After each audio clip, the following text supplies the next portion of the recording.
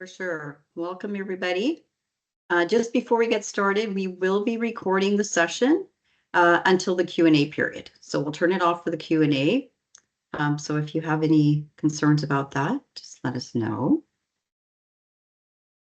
I'm Corinne Roger Beresford. I'm the Executive Director of BCLNA, and I'd like to welcome you all to our 2025 technical session on the Japanese beetle.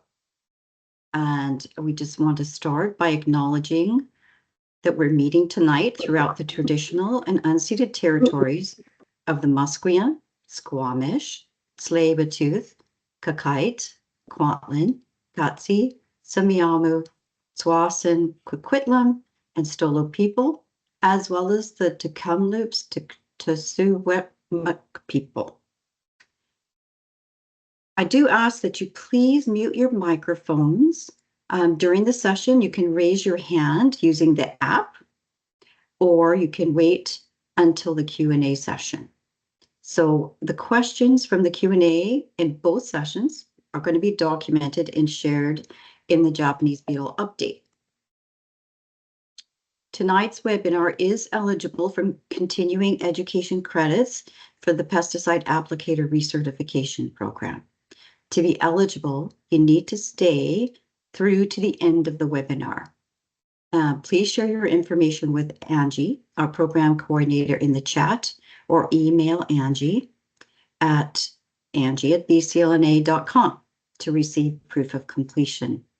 It would also be helpful tonight if you guys could put, any of our guests could put where they are coming in from. If you're coming from the Kamloops area or one of the other municipalities, that would be super helpful, just to put your name and where you're coming from into the chat. Our speakers tonight are Jason Crandall from the Canadian Food Inspection Agency and Tracy Herpelizer from the BC Ministry of Agriculture and Food.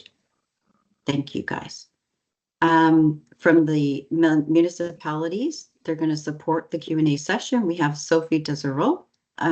She's not going to be able to put her camera on, but she'll be available for questions.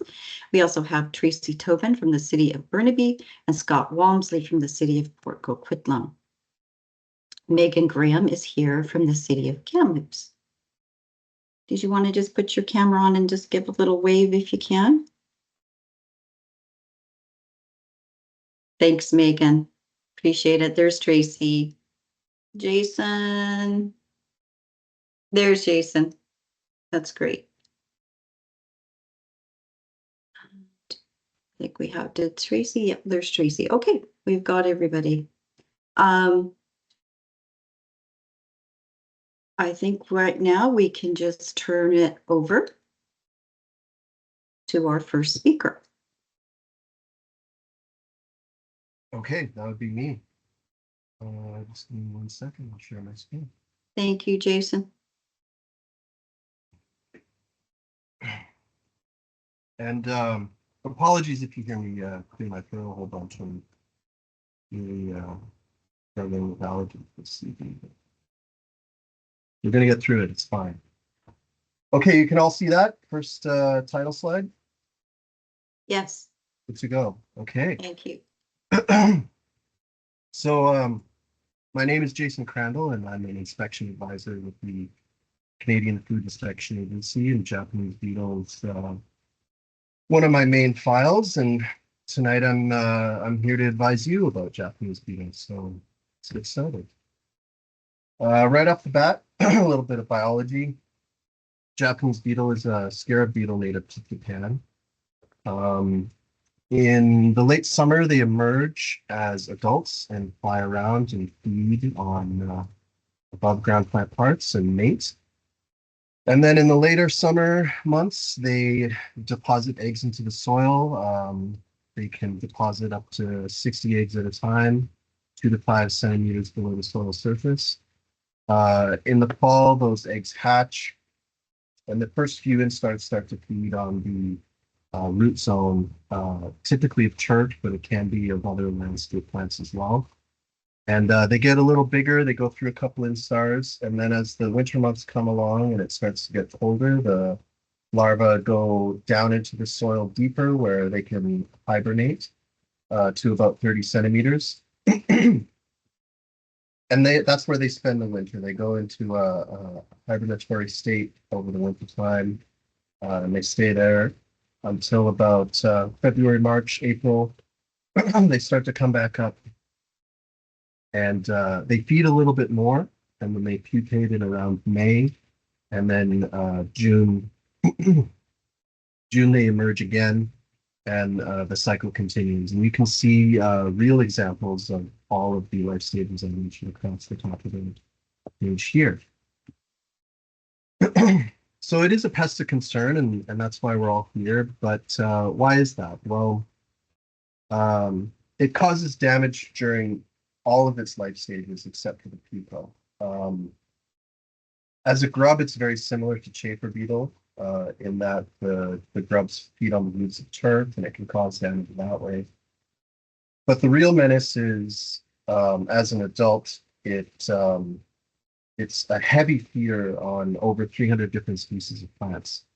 So that's really what we're concerned about. And it's also very quick to reproduce, and it can grow quickly and very exponentially in a short amount of time. The eggs hatch in about 2 weeks, and each individual female can lay up to 60 eggs at a time. So they can grow in number quite quickly. They can fly pretty okay, not great, but not bad either. So they can disperse naturally that way. But the biggest concern with us and in this situation is human-assisted movement. That's the major vector of this beetle. It's a known hitchhiker. It's really good at latching onto other things and in plant pots and nursery containers and other human activities too. So hitchhiking is a major concern with this guy.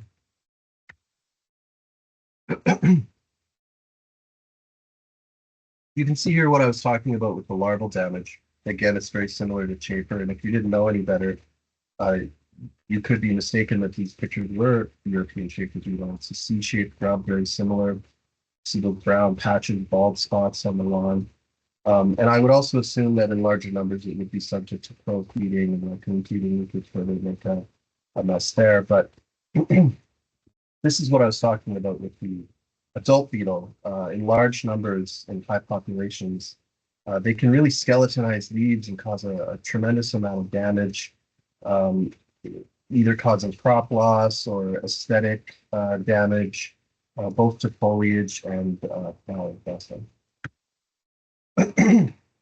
And when I say voracious, I really mean it. It is over 300 different species of plants, and many of these are favorite, tried and true landscape plants here in the Lower Mainland and British Columbia in general. Things like Japanese maple or grapevines, Prunus malus, rubus, you name it, it's on the list. Here in Vancouver, during the peak of the population, we've noticed that Persicaria is a favorite, and feeding has been observed on that one in certain areas. So we always make a point of mentioning it and feeding with you. Because of all of that damage and feeding and potential for high numbers, there is a significant impact that it would cause if it was established in British Columbia. It would cause damage to the agriculture and horticulture sectors for sure, not just through crop loss and things like that, but also due to increased costs for control measures as well. But also, if we lose the pest-free status in this province, which I'll elaborate on in a couple of slides here, there would also be a requirement to set up and maintain certification programs that they have in Ontario and other places like that. There's no such requirement now, but that's what we're trying to avoid, really. All of this kind of culminates in an estimated cost of $28 million annually into the industry. So whatever we can do to avoid that potential impact is no worthwhile. You can see here how high numbers can really become out of hand over a short period of time. In places where there's high pest pressure, you can set up a trap in the morning, and by 3 p.m. later that day, the entire bag is full of hundreds, if not thousands, of beetles. Thankfully, we're not anywhere close to the situation here, but yeah, we're really working hard to prevent it. So this is the regulatory status I alluded to last slide. Every province and state in North America is assigned a regulatory status through our harmonization program with the CFIA and the USDA. And that just indicates the status of infestation or lack of infestation in that territory. So you can see on the East Coast, lots of green. Green indicates that it is partially or generally infested. And yellow is partially infested or yet to be infested, but high potential for infestation. And then you'll notice the West Coast all in red there, which is a good thing.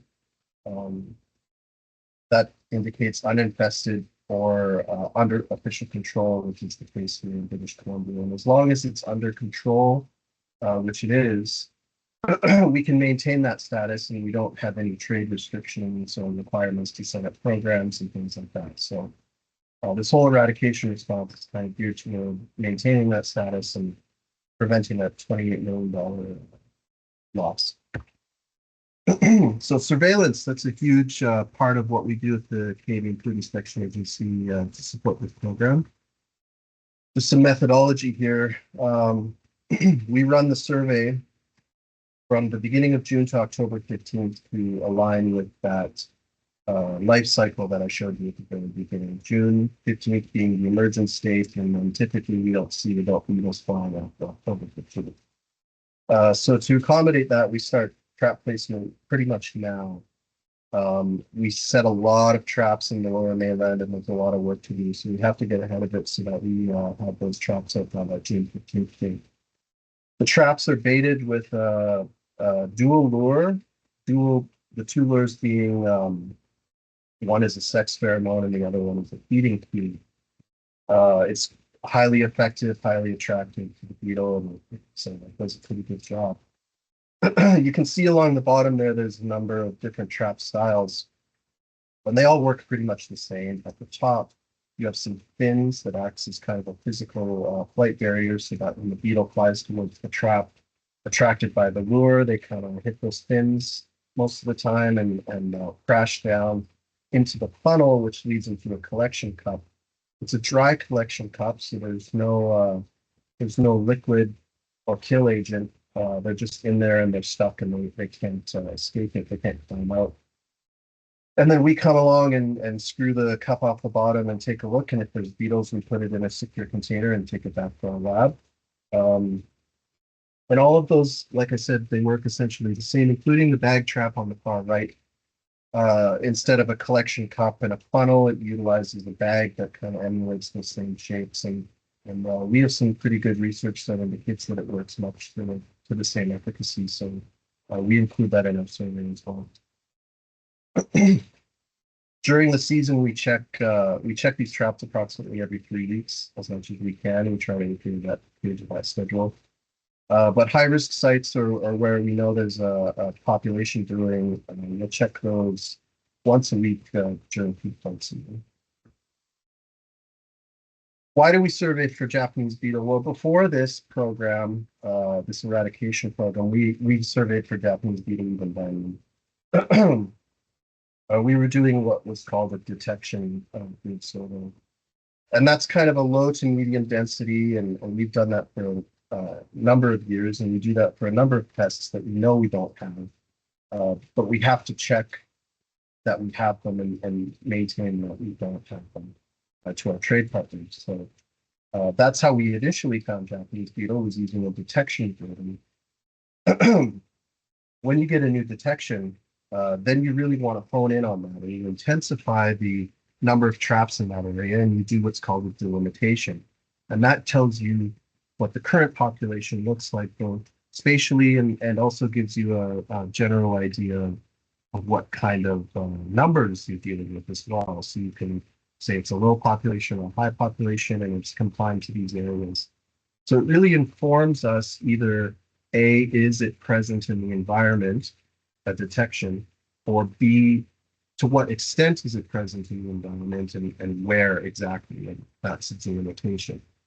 So we do both of those even still now, and that really informs things like treatment activities. By doing delimitations and understanding where it is spatially, we can really target those treatment activities and make sure that we're getting it where it needs to go. And also, we don't have to just guess and spray here and there and everywhere. We can really hone in on the places that we know beetles are existing and treatment is going to be very effective. Conversely, we also want to continue trapping those treatment areas during and after treatment so that we understand that the treatment is effective and working. That's how we can eventually down the road declare eradication. um, those delimitations also give us the opportunity to more effectively implement things like movement controls. So you'll see later on in the presentation, we have some regulated areas, and those boundaries are informed by trapping data as well. And, all of that includes a lot of decision making and, meetings and back and forth. And so that the trapping data is extremely crucial to our options and planning sections and decision making.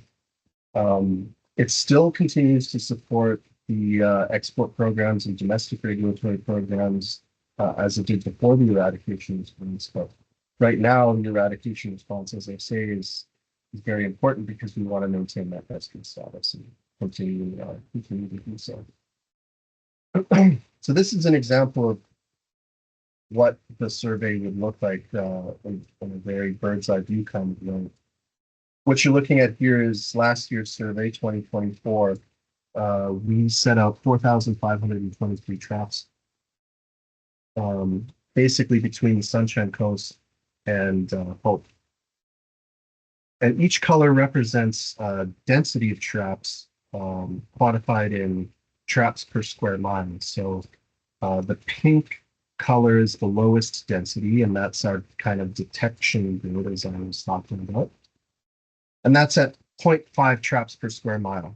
And then as you sort of move closer to Vancouver, you get Surrey, Maple Ridge, the light blue being at 1 trap per square mile, the light green being at 4 traps per square mile, dark green is 9, yellow 25, orange 36, red is 49, and so on and so forth. So you can see how it really represents how we manage risk as well. In places where regulated areas exist, or populations exist, or treatment is ongoing, those densities are really high, and that's why you see all these pockets of 49 traps per square mile free Vancouver and New Westminster, not really New West, but Burnaby, and places like that, but also Port Coquitlam, which is where most of the population is now. And it's not just a way to assess risk and ongoing activities in known populations, but we also want to keep a close eye on places where we don't want populations, but because of proximity, they might be at a very high risk. So that's why Pitt Meadows is very high density traps as well. Well, at the end of the season, this is kind of the culmination of all of those traps coming in and either positive or negative and so on. We rounded it up into a table here to make it digestible. But the total number of Japanese beetles that we detected in 2024 was 572 beetles. You can see the majority of that population is persistent in Port Coquitlam still.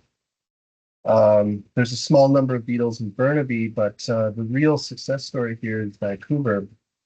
There was zero beetles in Vancouver this year, which is really, really good to see. It really supports that the eradication activity is working, and we're really looking forward to seeing that again. So 2025 is going to be an important year to make sure that Vancouver is in fact eradicated. On the flip side, we did find some beetles outside of known areas. We found 12 in total, one of those being in Abbotsford, and 11 beetles in Kamloops. Here's that same data, but throughout the entire course of the response displayed on a graph. So the red line is the total number of beetles detected in that year, and the light blue bar is the total number of traps that we set in that year. So you can see really early in the response and in the worst days of the Vancouver infestation in 2018, we had an all-time high of 8,274 beetles. But treatment works, and treatment kind of always lags behind the survey a little bit because, as I mentioned before, treatment is targeted using survey data, and that survey data comes in at the end of the year. So we're really kind of planning for the following season when we talk about treatment. But so you can see in successive years after that, the population really declined, and it got very low, almost to the point of eradication, 79 beetles in 2021. But then we had a smaller population kind of pop up in Port Coquitlam, and we saw a small uptick in the population there, but we're seeing it come back down again. So, like I said, there's always a bit of a lag, but we're still happy to see that things are not only in control, but back on the decline. Same data, but teased apart by city. So you can see the big spike in Vancouver, and then it declines all the way to 0 in 2024. Similar thing going on in Burnaby, just over less years. We're at 19 beetles here from a high of 45. And then in Port Coquitlam, I like to think of this graph in Port Coquitlam as kind of the beginning couple of years in Vancouver, where you see a sharp spike up, but then it's going to be a steady decline coming back as treatment takes place. So, yeah, really looking forward to seeing the data from 2025. Again, I can't stress enough that long-term commitment to eradication is super important. The data really supports that at this point. We've been doing this for enough years that we can say that that what we are doing is working. And treatment is a big part of that. The survey is a big part of that. Movement controls is part of that as well. And nothing really shows that more than comparing the Vancouver regulated area from its worst year in 2018 at 8,000 beetles to its current year in 2024 with 0 beetles. And in 2023, we also had 0 beetles, but only within the Vancouver regulated area boundaries. So there's still 1 or 2 in Vancouver proper, but we've since cleaned those up, and we're hoping it stays that way. But it's super important that we keep our foot on the gas because it really does things. So as you saw on that table, there were detections outside of these known areas, but that's to a certain extent normal. We've had that previously in years past, and more often than not, it results in nothing. It's a hitchhiker. So as I said before, it's very good at moving with humans. But because we have such a good survey and we have it in such high densities in most of these places, even the low densities work, the detection grid is still adequate. We're able to pick it up fairly quickly and move on that. And then we can intensify those traps, do a delimitation, do treatment, and get on it right away, faster than we ever have been able to previously. So, we've had single detections in places like Delta and Richmond, and then last year in Abbotsford. Again, the Delta and Richmond detections were just singletons. We didn't find any further beetles there. And we're kind of expecting a similar thing in Abbotsford, but we really have to wait and see for the 2025 data for that one. We did find 2 single beetles in successive years in Port Coquitlam before the population grew up. So that has kind of reflected in our survey planning going forward, in that it's made us a little bit more paranoid, and we've really tried to have higher densities in places that we consider to be high risk. Here's that outskirts detection. It's a single female beetle directly south of Mission. Not much to say about it at this time, other than that we are going to be doing implementation on that. And hopefully it is still just a singleton like Mission. And here's the Kamloops detections that were displayed on the table as well. There were 11 beetles found in Kamloops in the area displayed on the map here by the red squares. And again, at this point in time, not too much to say about it other than we're going to be looking much like this in this.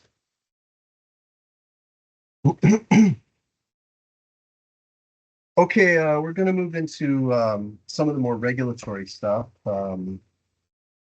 Talk about movement controls and what that means and how that impacts you guys. So because Japanese beetle is a federally regulated pest, we have the authority to act upon its presence through the Plant Protection Act and its associated regulations. And through those regulations, we enforce these regulatory controls that the regulated areas in particular. And that's really aimed at trying to prevent that unintentional human-assisted spread of Japanese beetle outside of those known populations and into pest-free, unregulated areas where we're going to have to try to chase after it. So all of these requirements and regulations are outlined in a number of documents, but the most important and most detailed one that's public-facing that's available to you is a document called D9615, which is our directive that details the phytosanitary requirements to prevent the spread of Japanese beetle in Canada and the United States. And that's really going to be where, if you're interested in getting into the weeds of some of the things I'm about to talk about, that would be an excellent place to start. That's a document you can Google. You can just type in D9615 into Google and find it quite easily. And it's going to give you maps of regulated areas. It's going to give you the application form for movement controls, and we'll get into all of that at the end of the day. But if you're looking for it all in one place, D9615 is a really detailed document. So here are the current regulated areas in the Lower Mainland as they stand at the end of the 2024 season. We've got a fairly large regulated area in Vancouver, a smaller one in Burnaby, and then most of the municipality of Coquitlam is regulated for Japanese beetle. And again, these boundaries are determined by the survey data. We take that population and display it spatially, and then we kind of draw a buffer boundary around that population and snap it to the roads to make it easy to define. And that's how we determine these regulated areas. Regulated areas work like a kind of quarantine zone. So we want to contain at-risk material and Japanese beetles themselves within the boundaries of those areas until eradication is complete. So the way that works is that movement into a regulated area is permitted. You can take any kind of plant material or anything like that into a regulated area. And once you're within the regulated area, or if the material originates there, it's free to move within those boundaries. There's no restrictions on that either. But it's when that material has to come back out, especially if it originated from within those boundaries, a movement certificate may be required in the regulations are in place.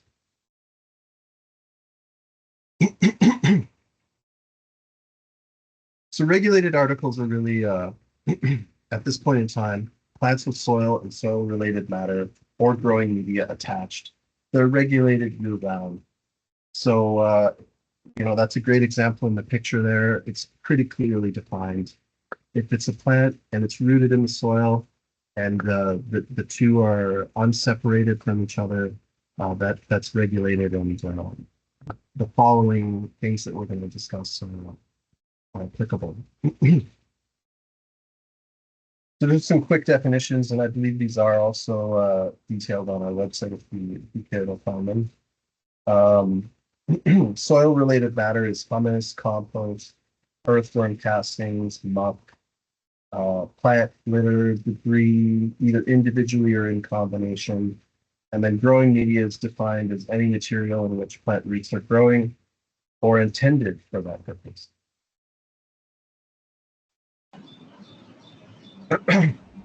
One really important thing to remember that is an extremely useful tidbit is that because the regulation is directly targeted to plants with soil attached, if you remove the soil, it removes the requirement.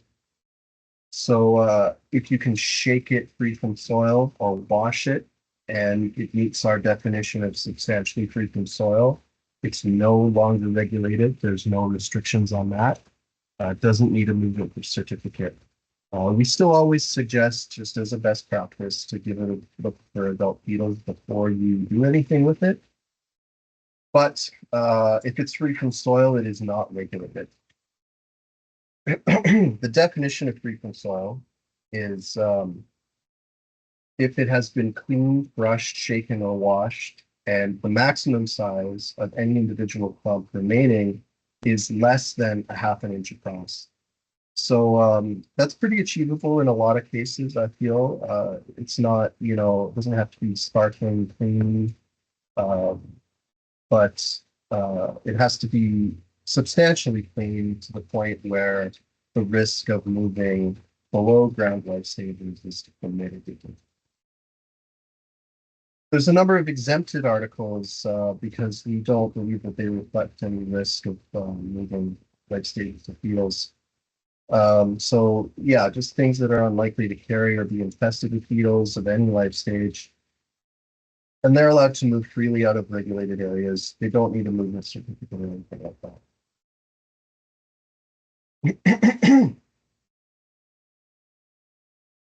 Exempted articles can include soil or soil-related matter on its own. And conversely, the above ground plant parts, as described earlier, on their own without soil also are exempted.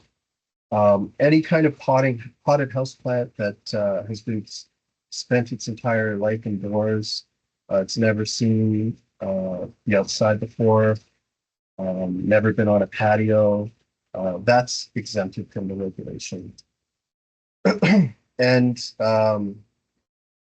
any potted plants that were kept exclusively in an indoor area during the flight period are also exempt. So they could be outside of that flight period. That's the riskiest point in which beetles can fly that material and start laying eggs. So it could go outside in the fall or the winter, for example, as long as it comes back in after June 15th. Any below ground plant root system like dormant bulbs, closed rhizomes, that kind of thing. If they're substantially free from soil, they're good to go. Any cut flowers or decorative branches which are commercially produced outside the regulated area and sold within the regulated area are exempt. Any fresh fruits or vegetables for consumption are exempt. Any kind of compostable material like green waste, if it's free from soil, including grass clippings and pruning waste, things like that. The key piece is free from soil, but yeah, above ground plant parts that are meant to be composted, they're fine. And anything transiting through, so if you have to, drive through Vancouver and it's not originating from there and you're going to North Vancouver, as long as it doesn't stop, it's also good to go. So just to reiterate the pest-free window, our flight period is from June 15th to October 15th. So the pest-free window is anytime that isn't June 15th to October 15th. So after October 15th, things are good to be outside or move. And anytime before June 15th, same thing.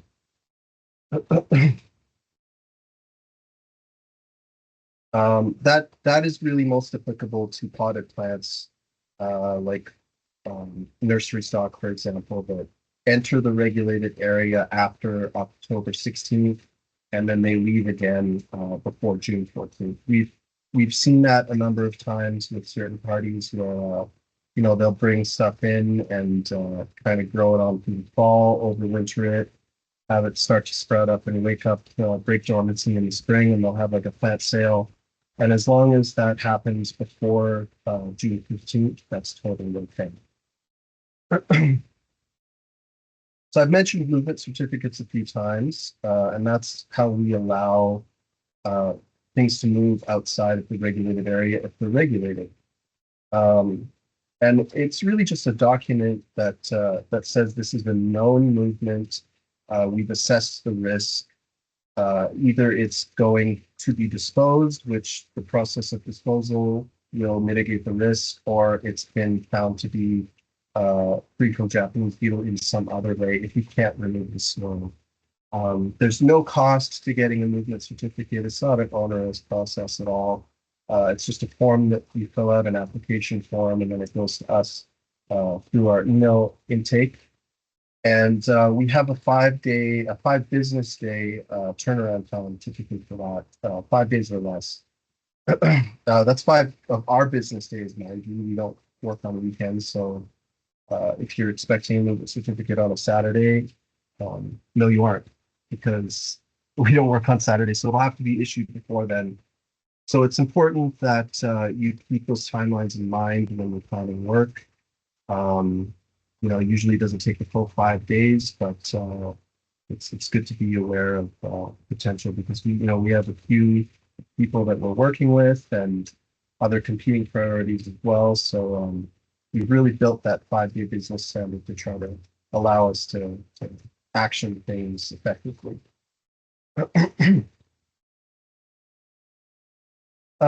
There's a few instances in which a movement certificate would not be required, and that is in all of the instances where you have an exempted material that we just outlined. No movement certificate would be required for those.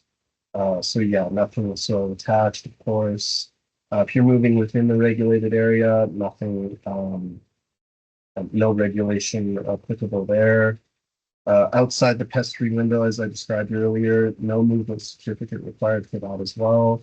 Or if we've conducted a site assessment or an inspection of some kind and we've determined that a movement certificate is not necessary. Sometimes certain instances or materials or plants or whatever you've got, it's not always clear how the regulations apply to that. So we're quite happy to work with you, and if you reach out, we can really make those clarifications for you, whether it's looking at the entire site as a whole, or if it's a disposal site, or if it's just the material that you want to move specifically. We're happy to look at that and help you parse out the regulations and in the ways that you'll find you.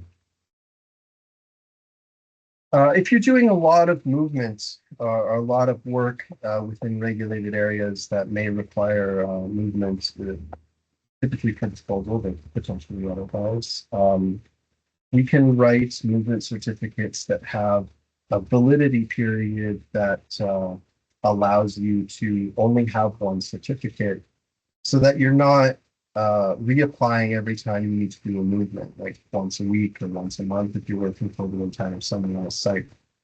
So, if you've planned all that out and you know what's going to happen over the next few weeks or months, and you need to get that work done, and there's going to be a lot of movements, that is possible. So, yeah, just indicate that on the form, and we can work with that certainly. Hi, Jason. It's Yep. Karine. I don't want to, I'm going to have to rush you a little bit because we're starting to get into Tracy's time. I want enough time in for the Q&As. Yeah, so we're almost done. Thank you. Yeah, we're getting to it. So to request that site assessment, you really just call or email us, and I'll make sure that these contact information get into the chat, or you can take a screenshot of the slide right now or at the end. If you're a retailer, same thing. If you're selling regulated articles within the regulated area, it's kind of not always clear how the regulations apply to you. So again, I would just encourage you to reach out. We can really hold your hand through that process and make sense of it for you. Because there's ways in which you can still sell plants outdoors and mitigate the risk that's associated with that. The movement certificate process is very easy. You just go to the website and click through, look for movement controls. That's a keyword. There's a button that says apply for movement certificate. Or if you want to go to that directive I was talking about earlier, it's one of the appendices to that directive. The email address is included on the top of the form, so don't worry about remembering it. But that's all there really is to it. And then we contact you from there if you have any further questions. Disposal is common is a common reason for moving things out of the regulated area. Typically, we ask that either you leave it on site, or if that is not an option, deep burial is a preferred disposal option, but composting or incineration is also available. If you want to keep your plant, again, I mentioned inspections. Treatment is an option, but it's very restrictive and in limited circumstances only.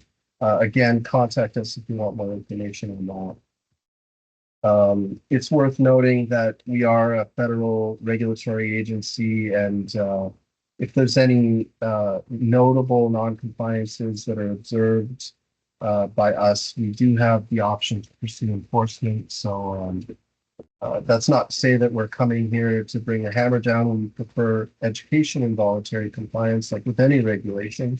Wearing your seatbelt or whatever it is. But if non-compliances do occur, we do have the ability to act on that. And again, I just want you to keep in mind that attending things like this is extremely important in terms of knowing how to work within the regulations and things that you can do on an individual basis to kind of help the response. So if you need a movement certificate, keep those timelines in mind, know your deadlines and ours. Practice biosecurity as best as you can. Report suspect Japanese beetle either to that email address or on our website. You have a button, and that's about it. So there's the contact information again. I'll put it in the chat for you guys, and I'll take questions if we still have time, or we can just keep moving. Well, maybe we'll just leave the questions to the end here, just so we can get Tracy and you can be part of the panel at the end if that works for you. Certainly. And also, you guys can put your questions in the chat. I just want to thank you, Jason, because you've really made it clear how important it is to control and eradicate this beetle, and how much effort's been put into surveillance, treatment, regulated areas, to protocols to support it, and highlighted the success of the dedicated and collaborative approach. Now I'm going to turn it over to Tracy Herpelizer from the BC Ministry of Ag and Food, who's going to talk about treatment for eradication. Thanks, Tracy. Hello. Yeah, I'm going to. Yours has got very quiet. Oh, can you hear me now, or is it's still very quiet? It was working fine earlier.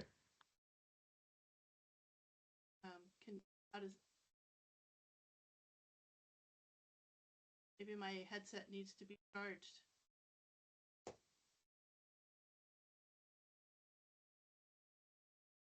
Okay. Got any? Angie, can you confirm, is that just me, or is it just soft for everybody? No, it's everybody. Okay. Great. I'll just speak up. Is that a bit better? That is a bit better. I'm wondering if I'm running out of power.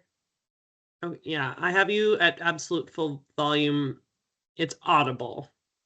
Okay. So, is it adequate, or do you want me to phone in or something? I can try without my headphones, but I think it's actually worse. Why don't we do that?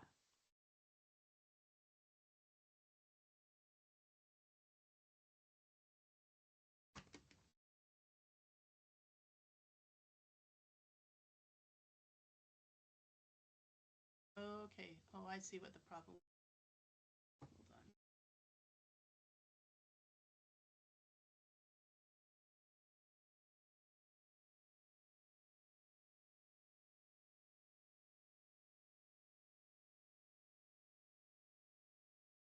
There's no sound, Tracy.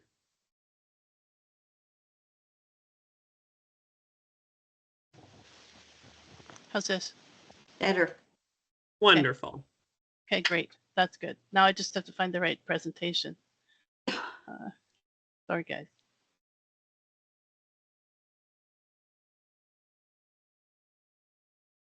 I thought I had it right here, and now it's disappeared, of course. Oh, there it is. Okay. Okay. So I'm not entirely sure what you're seeing here. Can you tell me? We're seeing your slide. The first slide? Okay. First part, it says yes. Excellent. Well, isn't that great? You got it. So, sorry for the delay, everyone. So I'm just going to give a quick update about treatment and why we make the decisions we do. And I'm located in Abbotsford with the plant health unit with the BC Ministry of Agriculture. And there's my contact information. So the components of the program, as you've heard about, are survey, treatment, movement control, communication, and of course, a big component of all of this is facilitation and coordination. And we really rely on BCLNA and the Invasive Species Council for that role. So why did we choose eradication? Well, just a cost-benefit analysis basically is we felt that more effort now would hopefully prevent establishment and spread and prevent sort of long-term ongoing expenses in the future. And because we had detections in urban areas, it seemed like it was constrained and we might be able to get a handle on it before it spread to wider, less urban green space. So who's involved in treatment? Many people, many organizations, cities, licensed applicators, province, private landowners, citizens, BCLNA and Invasive Species Council, as well as other ag industries are keeping an eye on this because it will impact them if this beetle spreads. So successes to date. First, I'll talk about how do we measure success. It's basically in counting beetles, and Jason gave a good overview of the surveillance program, and we rely heavily on that to determine if we've been successful. Do the numbers decrease over time? And the trap catches from each year will tell us how we did last year, basically. So our results so far is a 93% reduction since the beginning of the program. And there's the link to CFIA's website that shows all the catches for every year. And it just shows that all the efforts that Jason talked about are working. And you've seen this slide already. We have no catches in Vancouver, down from over 8,000 in 2018. So this is fantastic. So how do we create treatment areas? So the treatment areas have changed, they change each year depending on where the beetles were caught in the previous 2 years.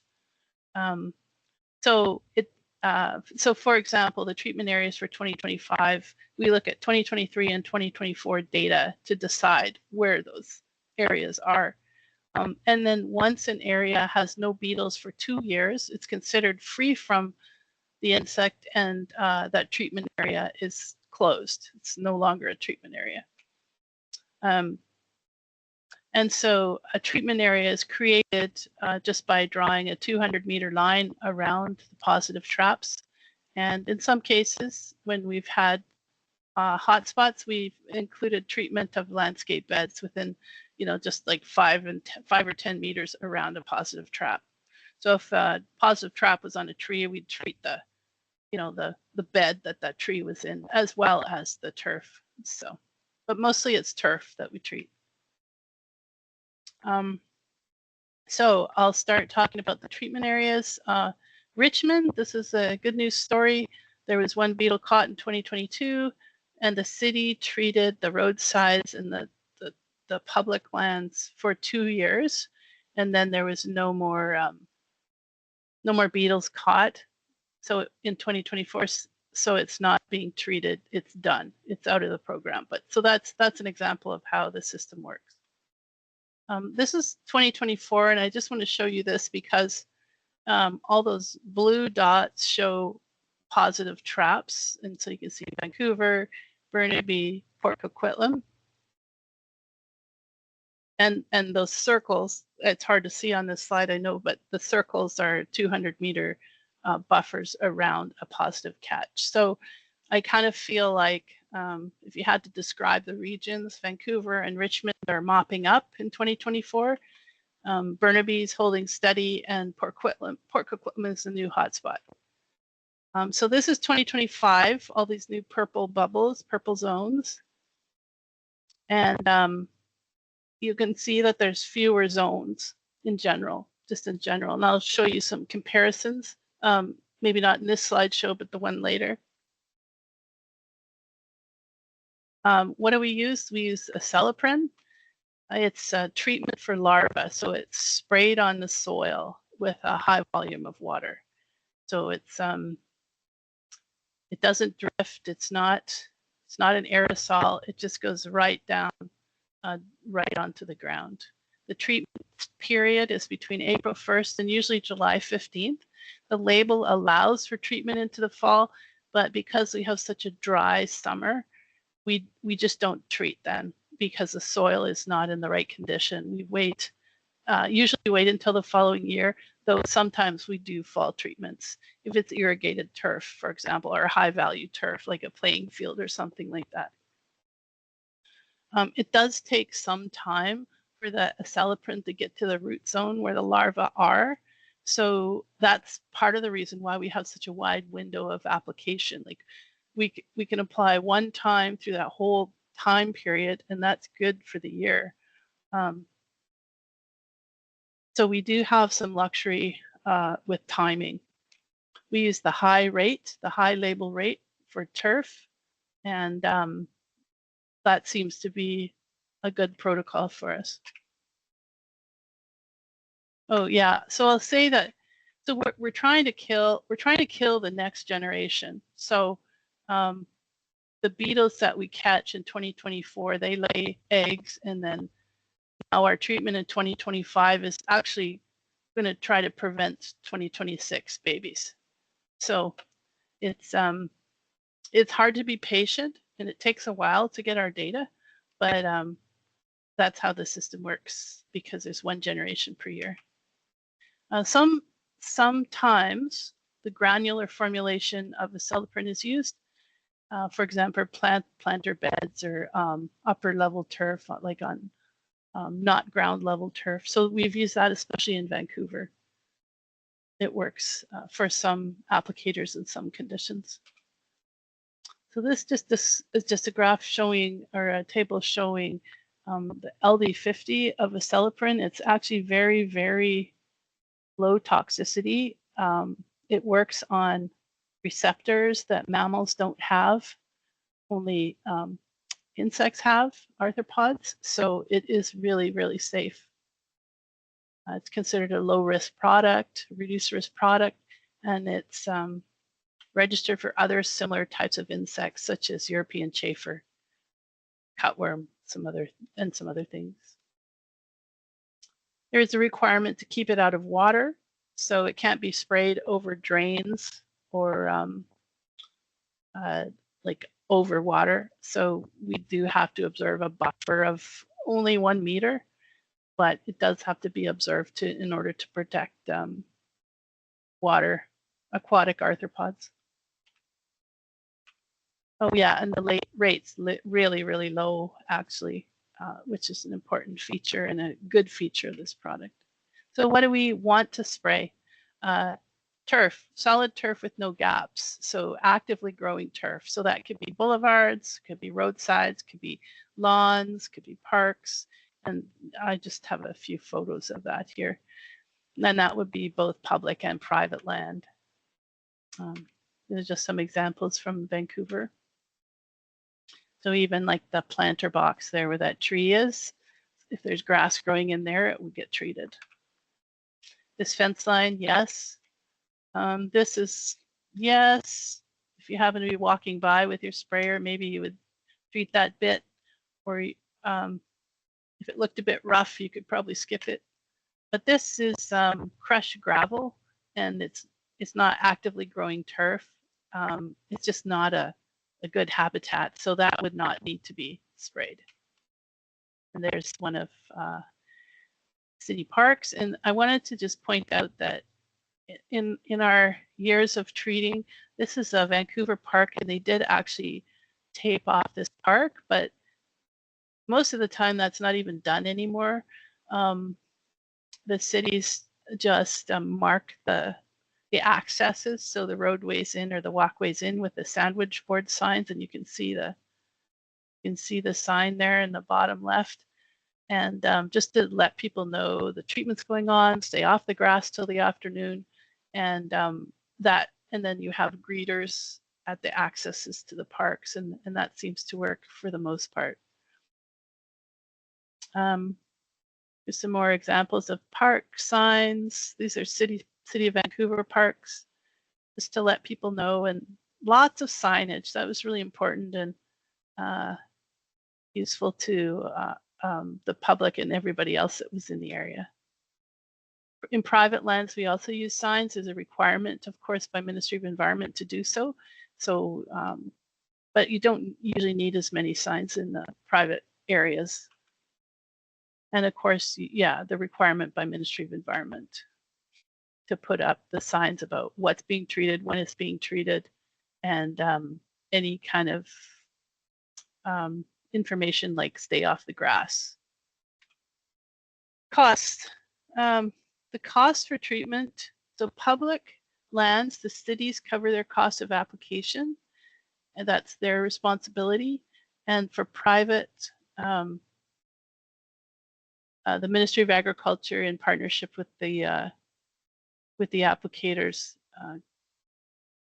cover the costs. Well, the applicators are paid, but they're responsible for getting in touch with the public and getting the permissions. So the treatment is covered on the private lands.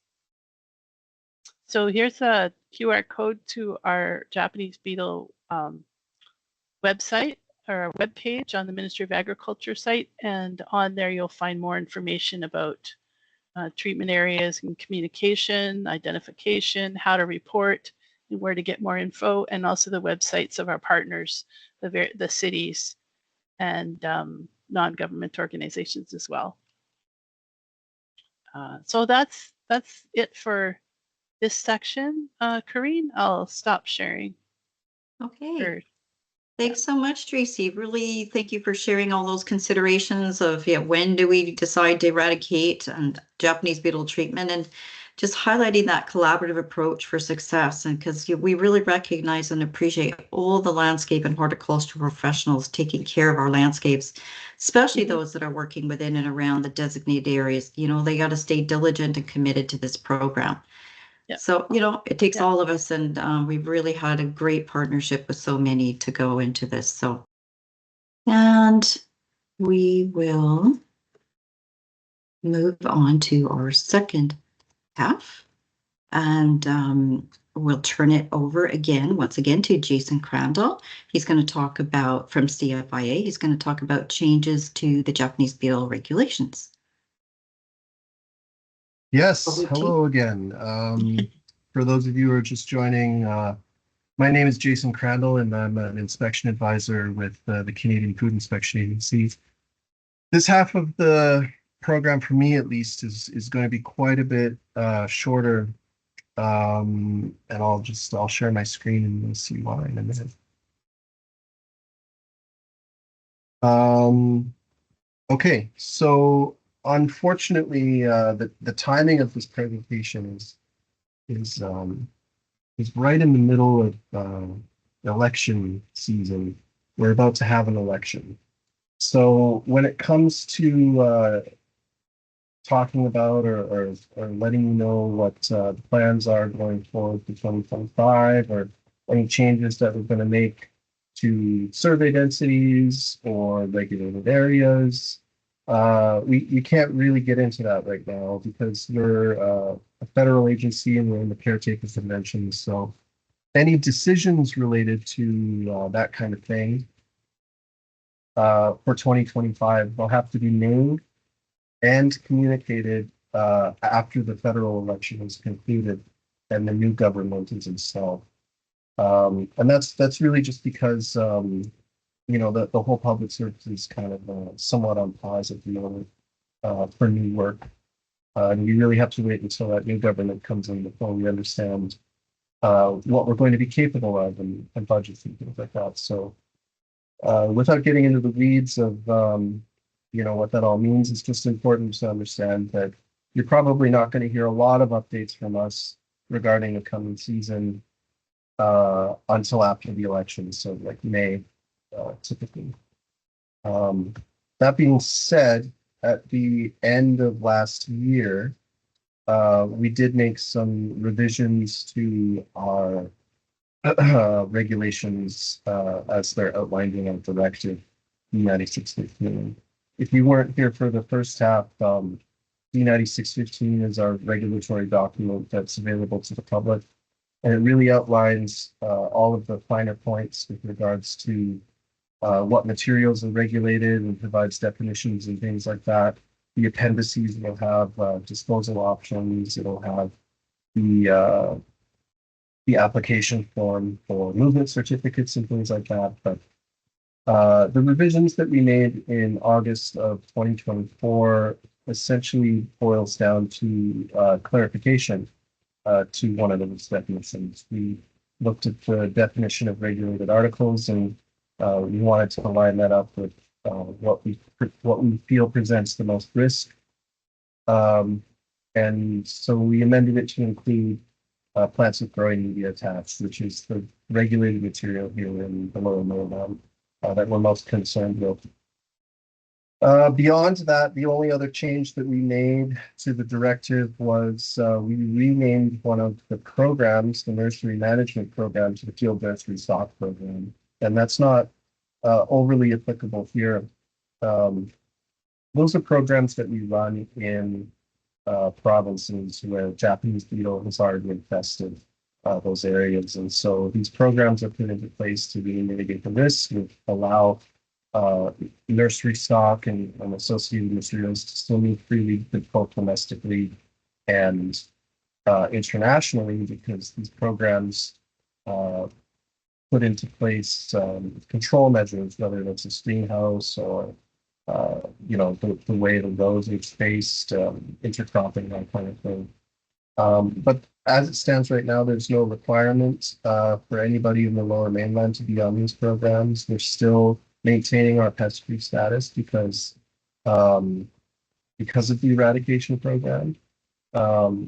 So it's not overly applicable, but if you're interested in knowing what that looks like, just out of curiosity, all of the programs like this one, the Field Nursery Stock Program, are in the directive for you to look at. And that's it. That's all I have for upcoming updates and things like that.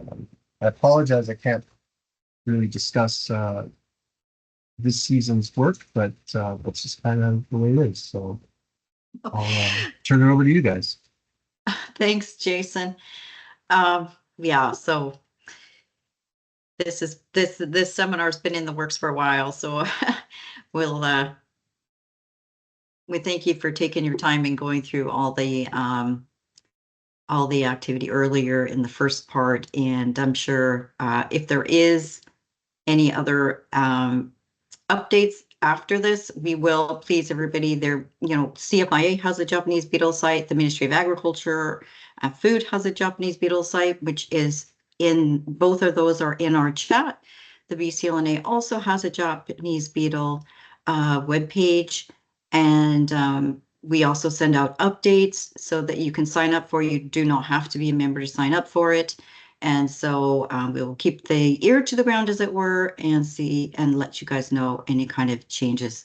What I also wanted to make sure, thank you, Angie, for putting that up in the chat as well. I neglected to say that if you are looking for your pesticide applicator recertification, please let us know. Angie has put her contact information in the meeting chat, and so that you can let us know that that's your intention. And okay, Tracy's put hers in too, so thank you very much for that. And just if I can jump in real quick. Sure. You know, my contact information is in the chat as well. If Yes. the election concludes and May rolls around and you really want to know what we might be up to in the summertime, feel free to reach out to me directly, and I'll tell you everything that I can. We do want to be transparent as much as possible. It's just right now we can't discuss it, but please reach out to me in May. I'd be happy to talk. Thanks, Jason. I'm sure we will. That's great. All right. So I guess we not much point in having questions for Jason right now. We really appreciate your openness about the situation and your willingness to work with us for, you know, after that. So maybe we will just turn it back over to Tracy Hempelizer from the Okay. Ministry of Agriculture. Okay, that's great. We'll have lots of time for oh, actually, I know what I did. I did PowerPoint Live last, and it pulls up your slides and shows you your notes and everything, and I can still see you guys. That was actually really awesome. Try to do it again. Okay. And it just pulls it right out of your folders. Yeah, neat. Okay, I learned something new tonight. Fantastic. Cool. Yeah, actually, I might not do it because I can't find my slideshow now, but in this list. But let's try it with Windows. We'll do the Windows instead. Should be this one. Okay, so I can't see you guys now. I'm going to put this on slideshow. Can view slideshow.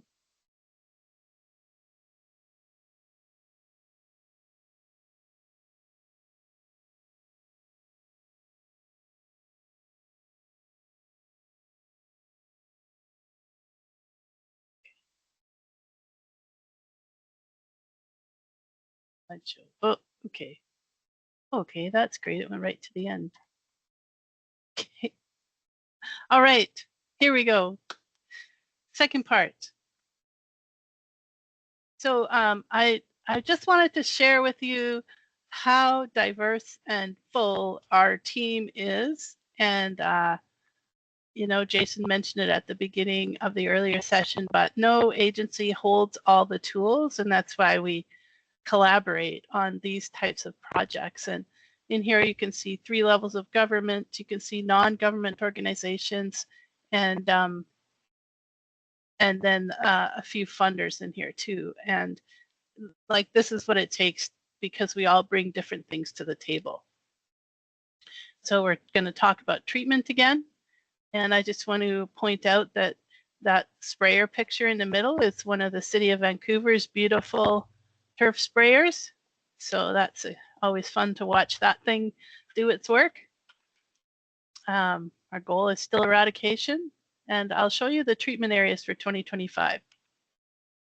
So this is Vancouver, and we caught 0 beetles in 2024, but there were a few caught in 2023. So there are still 3 small treatment areas in Vancouver this year.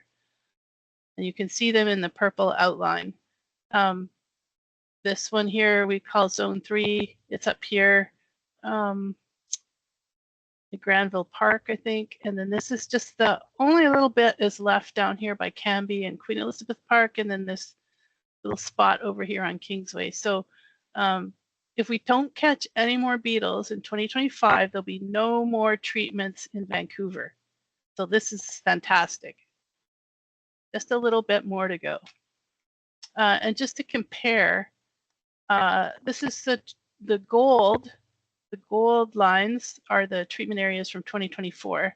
So you can see that there was quite a change in the numbers and size of the treatment zones. We went from all these gold ones to just these little pink ones. So that's a nice change in the 2 years. So let's look at Burnaby. So this is 2025 in the pink. So there's just 3 areas now. This Government Road Piper area north of Burnaby Lake, that's been the sort of the epicenter the whole time in the last handful of years. And then there's this one spot down here on Royal Oak, and this is over at Swangard Central Park, just on the boundary road. But this has also improved. Burnaby has also improved because in 2020, you can see 2024 here in the gold. So this treatment zone shrunk. This one disappeared. Deer Lake disappeared. So yeah, there was a bit of an improvement in Burnaby as well. And Port Coquitlam, this is 2025. It's definitely the new epicenter. And you can see all the purple bubbles and spots. This really demonstrates if you have a positive trap and then you draw a circle around it, that's what it looks like. But now I want to show you, we've even had improvement in Port Coquitlam because we were able to shave it down a little bit. In 2025, you can see the gold lines that show where the zone was in 2024. So we could shrink this one down. We lopped off that corner. We cut out this central section here. We were able to cut off some of these. So we've even made progress here in Port Coquitlam. This is Kamloops. This is the new one. Now this is the first year of treatment. The catches were like right here in the middle in this green space. And we'll see how we do in 2025 with treatment, and see how successful we are. We won't know until next year. It'll be a long wait. But this is just on the edge of downtown. You can see downtown Kamloops here and on the edge of the river by their big ball diamonds and stuff. So how do things roll out in 2025? So the first thing we do is in December, we always have a wrap-up meeting and look at the trap catches and make some decisions about proposed treatment areas for the following year. And as I said, we use 2 years of trap catch data to determine what the zone will be. And then by February, we get the notice to treat out to the cities. The province issues the cities notices to treat, so requiring them to treat their public lands. And that helps the city get started with making arrangements for treatment.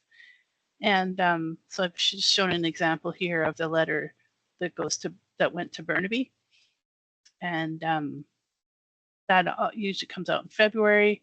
And then in March, we have a letter from the province to the private landowners that the cities can use, the private landscapers can use to just notify the private landowners and the residents and ask for their permission. So for private lands, it's not mandatory to treat. We ask for permission, and so far it's worked out pretty well. The public is receptive to the treatment. We still have lots of non-responders, so people that don't respond to our inquiries, but it's you know, it depends on the neighborhood. Some neighborhoods have a high percentage of response and others have less. So it does certainly vary from treatment area to treatment area. And then in April, treatments will begin. So this is an example of a letter to landowners. And we do a different one for each city. This one's for Burnaby, and we're asking for requests to treat turf areas and high-risk landscape beds for Japanese beetle.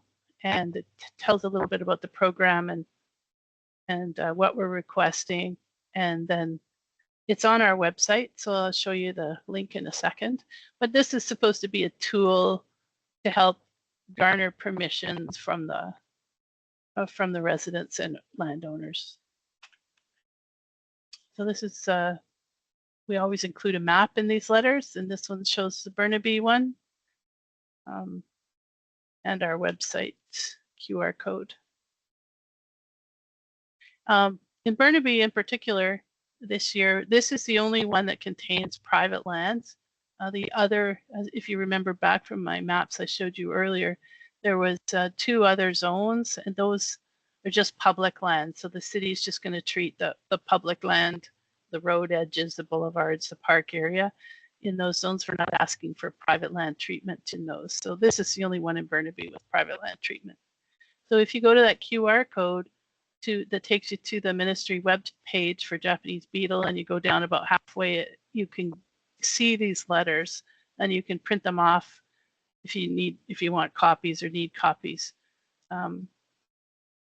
So that's where they're located, or message me and I can help you out.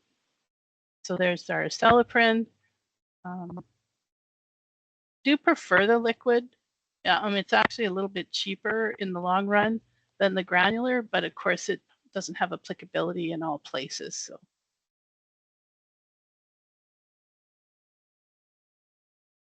sites to be treated, turf, and this is what the treatment schedule basically looks like.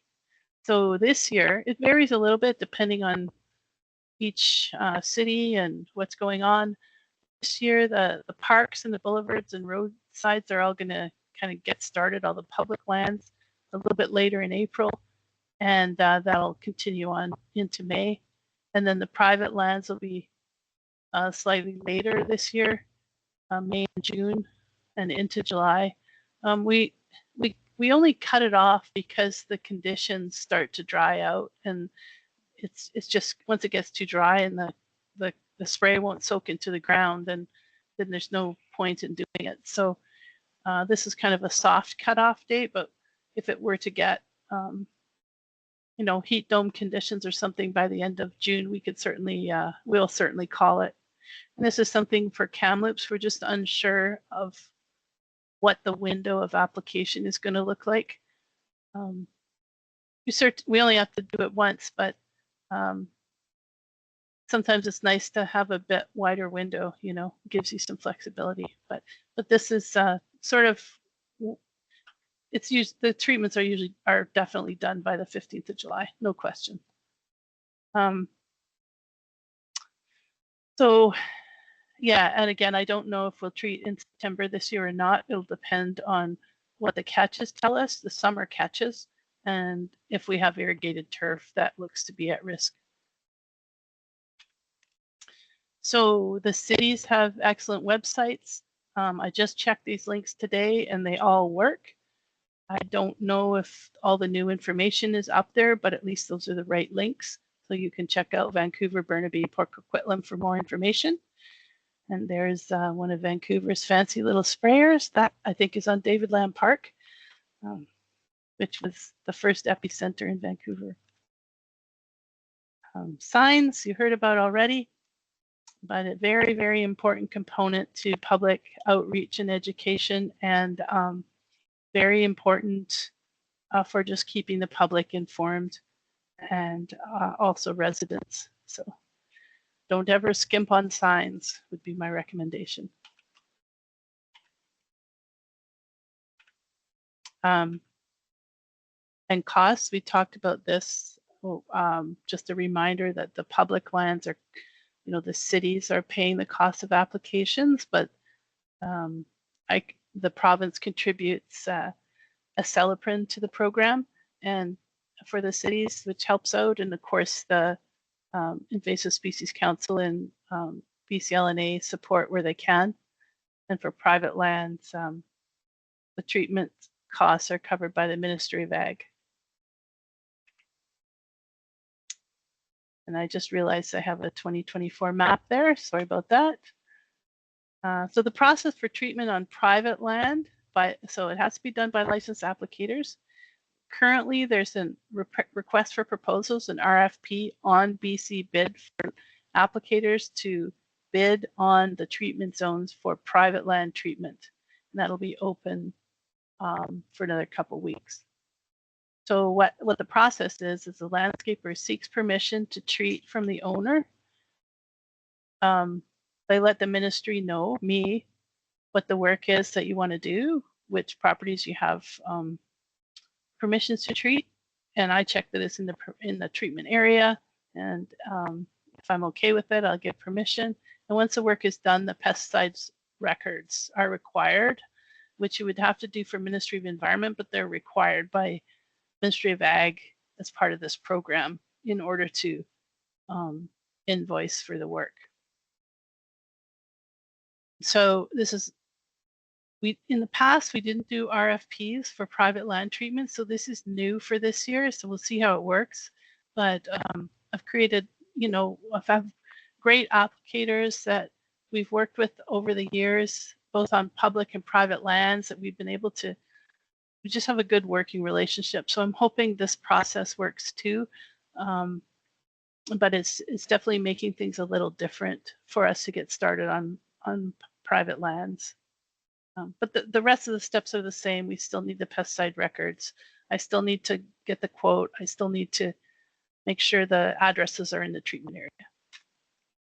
Now, I just want to mention that the cities, of course, have their own procurement process to find their applicators for treatment on public lands, though they do some in-house treatments with city staff as well. So it's a bit of both. And if you have questions about how that works out, you've got Scott and Tracy and Sophie online that can offer some comments. This is an example of the pesticide use record. This is the one off the Ministry of Environment's website, and they include information like your license number, your client's name, how much product did you apply, what was the date and the address and the weather conditions, what were you spraying for, and so on. So those help us to know what was sprayed, where it was sprayed, and if it was done according to what we expected. And of course, from an environment's perspective, whether it was done within the parameters of the IPM Act. So the plan for upcoming years. So our trapping in 2025 will determine the size and location and shape of the treatment areas for 2026. It looks like our treatment areas are definitely shrinking, so that's good news, except for Kamloops. We don't know what's going to happen there, but we're crossing our fingers that we can get a handle on that one as well. And the CFIA annual surveys will continue as long as Japanese beetle is regulated. And even after we do have success, we still are going to have to keep an eye out for this in the future. So there's the QR code to our website, my contact information, and some of our partners. And I encourage you to read up on this. And if you have any questions, let me know. I just wanted to thank everybody again who's involved in the Japanese Beetle program, from the steering committee, those conducting the treatments, each and every person that's following all the proper procedures to help contain and eradicate. And just a reminder again, for your pesticide applicator recertification credits, I do need you to let Angie know. She has her contact information also in the chat. And just thank you for taking your time out to learn more about Japanese beetle and all the efforts to eradicate it. So thank you, everyone.